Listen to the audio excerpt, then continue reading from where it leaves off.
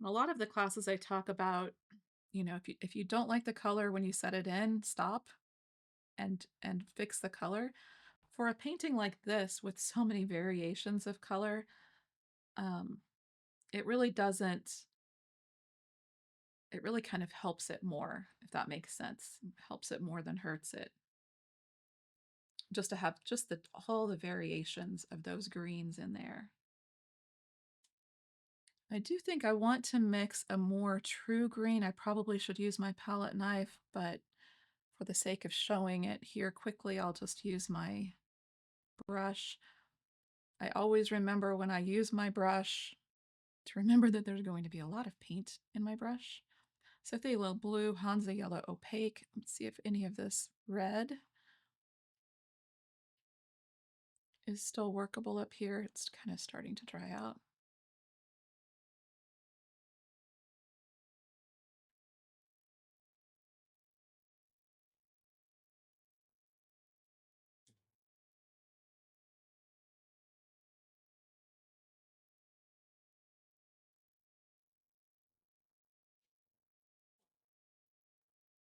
Pinch my brush out. Let's add a little bit of this green here.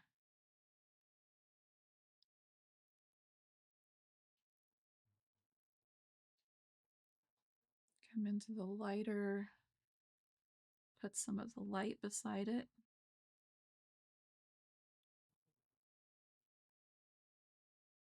So I hope you could see how working with the two greens, I was able um, to really pull those together a little bit, um, because I had the two wet greens to work into each other.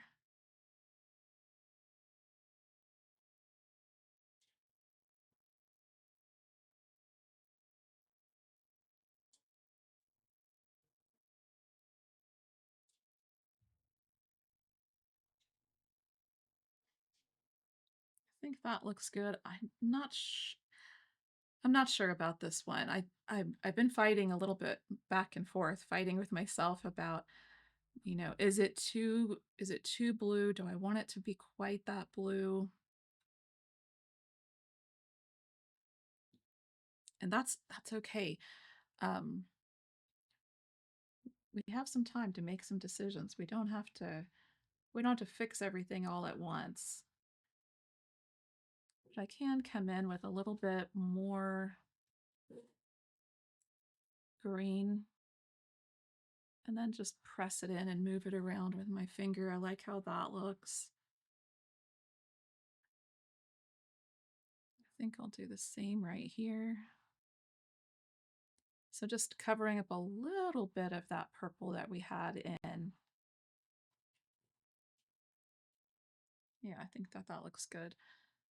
And I like this green. I think I would like to add some of this truer green to the one right above.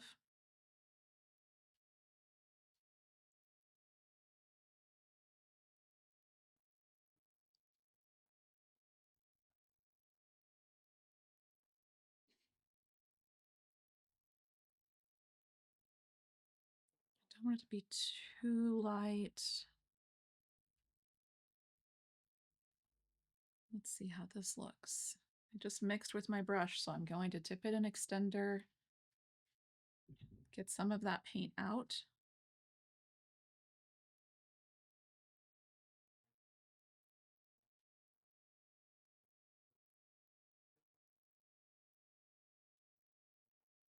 I have some red in my brush from that mixing, but again, I'm not going to freak out about it. That's okay. Just let it happen.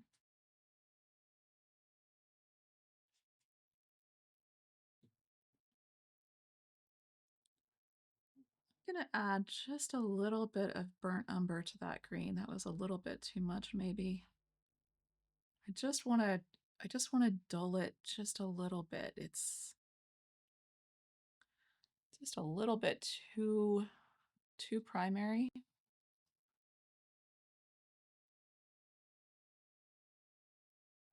There, that's better. And I'm going to just go over that stroke that I did before.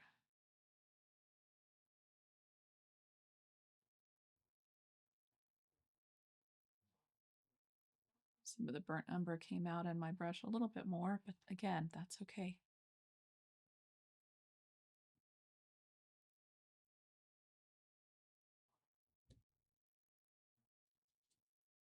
Yeah, I think that that green really helps.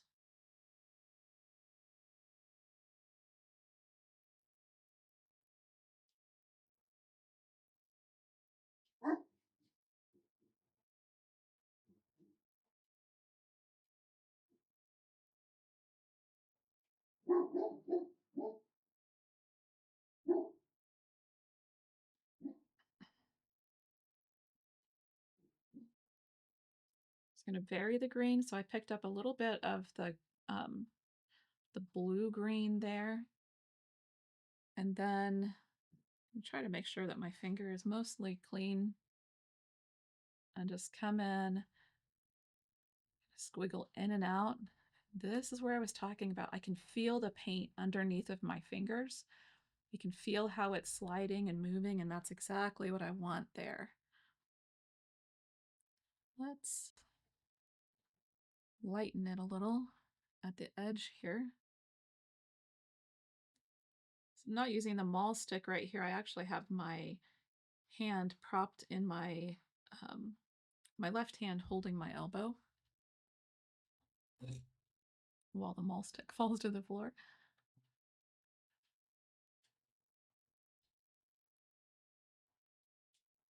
A little bit lighter, just because it's working with some of that paint underneath. And then back and forth.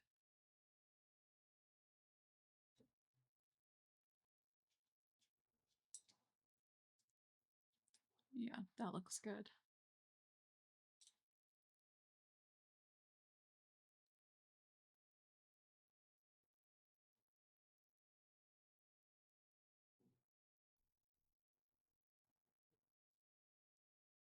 Hope you can see there how I'm really pressing the brush down into the surface. I like how that looks. This is at this point, because I'm liking that green, now I'm having to um, monitor myself a little bit. While we want to take the green, the colors that we like around to other places, we don't want to overdo it. We don't, if it's everywhere, it's nowhere. You hear artists talk about that all the time. So even though I like it, I'm trying not to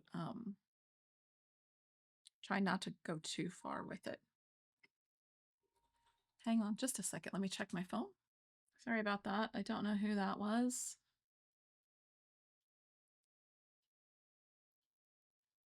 You guys get a lot of junk calls too. It's kind of just really annoying. If it's basically, if it's not one of my children, I don't answer it. I'm just going to take a few highlights around.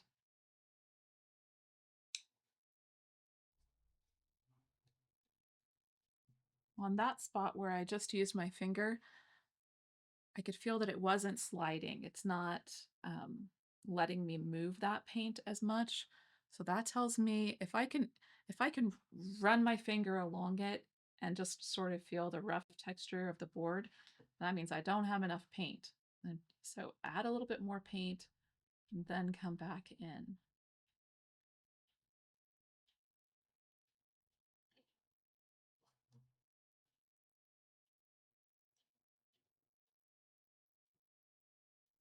And now that I have some extra paint there, now I can come in with more of that lighter color.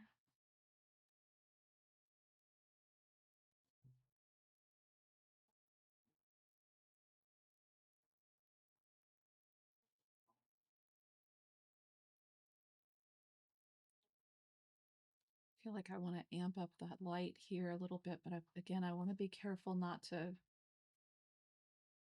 get it too light. Okay, I think that that's good for the water lilies.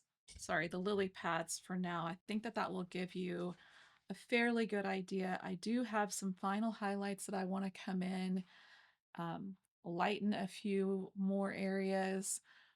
I'm kind of keeping all the highlights to the end. Um, and again, the brighter yellow spots. So one note about the brighter yellow, I'm going to be letting the yellow be brighter, more pure yellow up to the front. And then it's probably going to be out of focus up here a little bit, but the yellows that come back here toward the back of the painting, I'm going to let those be a bit more dull. So maybe maybe a yellow with a little bit of burnt sienna, but it's another way that we can really indicate distance is by letting the colors not be quite as bright the further back that they get. One exception probably for this painting, sorry. um, I think I'm going to add some yellow highlights in the distant water just to indicate maybe the sun or light shining across it. So let me set up the camera and then we'll start to work on the lily pad reflection. We might do a little bit of reflection on camera on on this pad, this sorry, this bud that's right here. So I'll get the camera all set up, make sure that we're well focused, and then we'll work on a few reflections. I probably won't do all of the reflections on film just because really at this stage, it's up to you how much work you want to do in reflections. I want to keep them very, very loose. I want to keep them very um, impressionist. I did come in with my chalk pastel. Let me grab it. See if I can show you. Again, it's probably not focusing really well. And I just made some little lines here for the petals that I want to have in reflection. Remember that if this petal cups this way, then the reflection is going to cup the opposite way. Um, the same, this is sort of the reflection of that.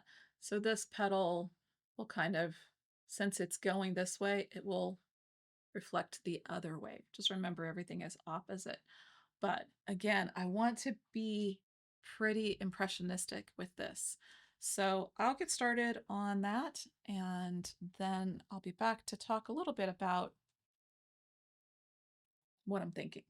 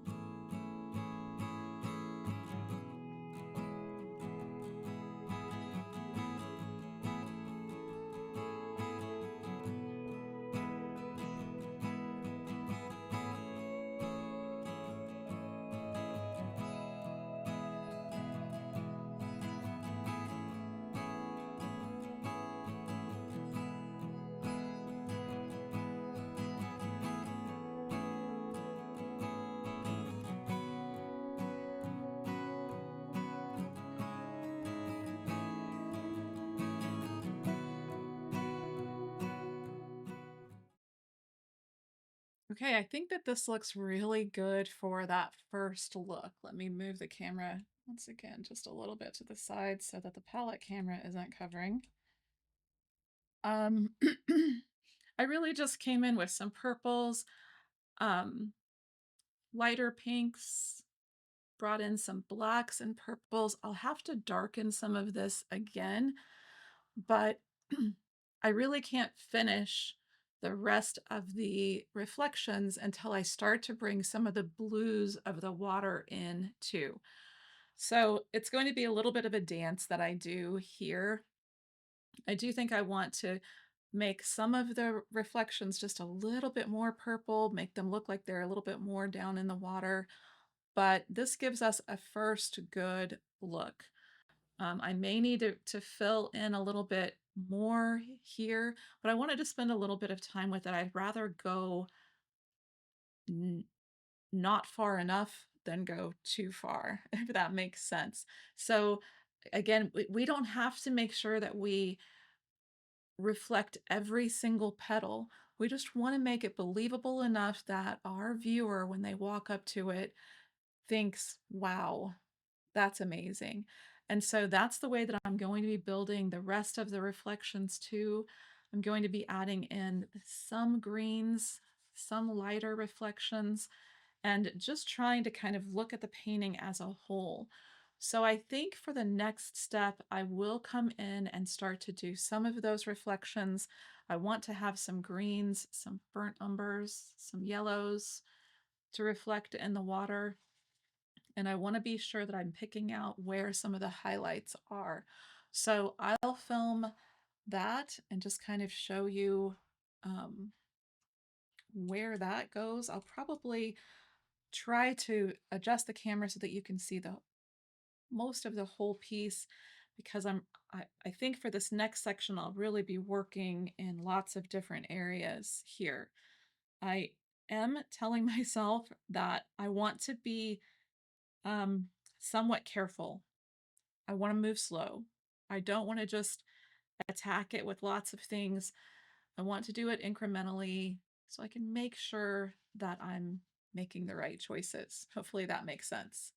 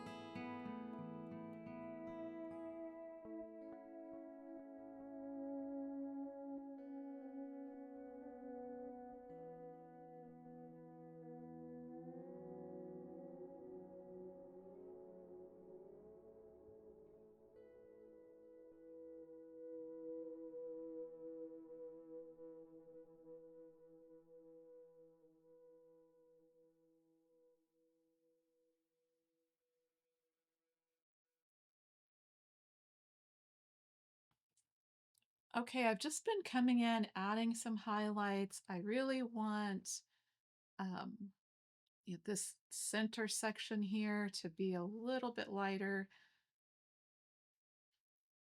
Again, that will help, bring the viewer's eye more up toward this lily flower, which is where our focal point, of course, is. So I'm going to be working on just adding some of these water variations in. I'm using a great big brush, using a lot of extender. You can even, with a clean brush, come in and just put a real thin layer of extender on your piece. That will really help the all of these water shimmers to move too. And again, varying the colors. So I just added in some of that real bright right there. I can come into this mid blue, bring some of that color through. You really just have fun with it. Just just play with it to add in some of those movements.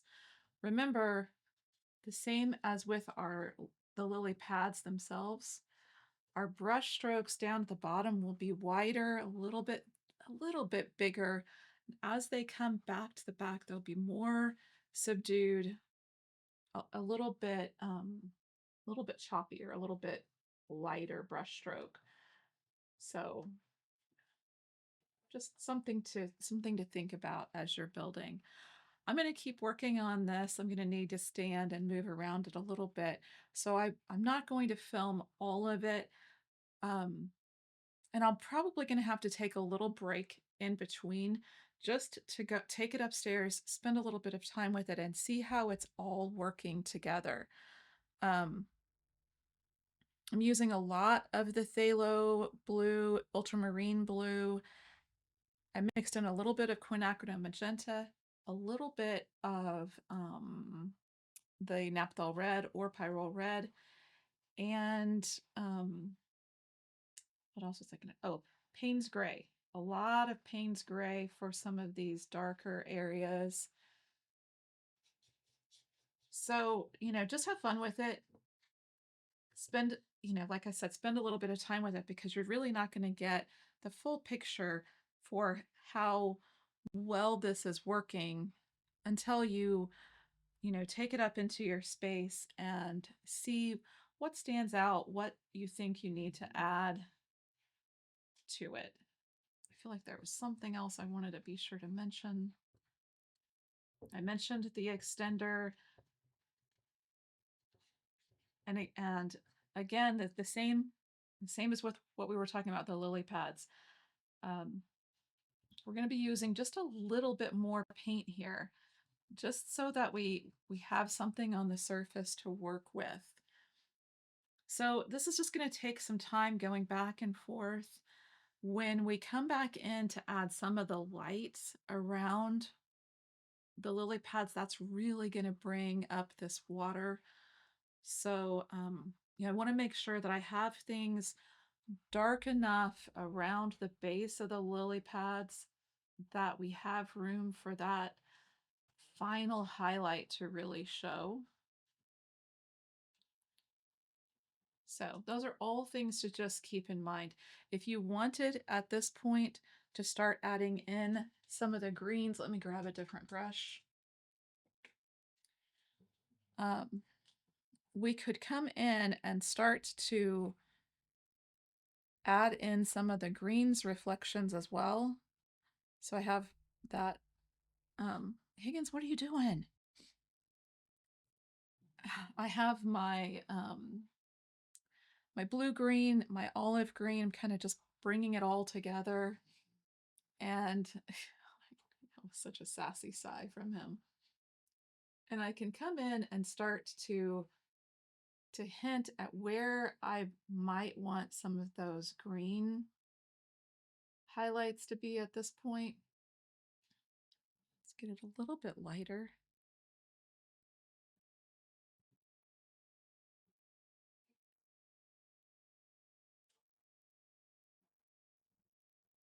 Hopefully you can see that.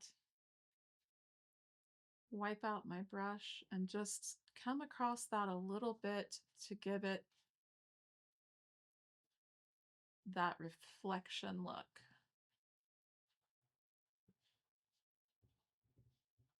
This is another one of those places where you get to decide how much of it you want to have here. I'm going to need some more extender in my little cup here.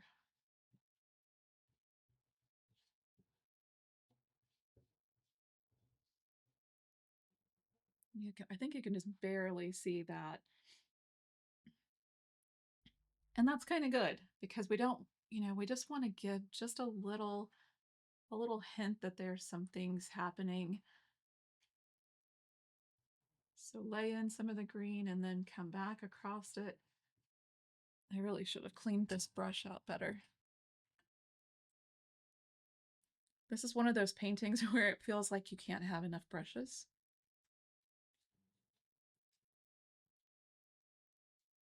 I washed it out a little bit. I'm gonna make sure I get most of the water out.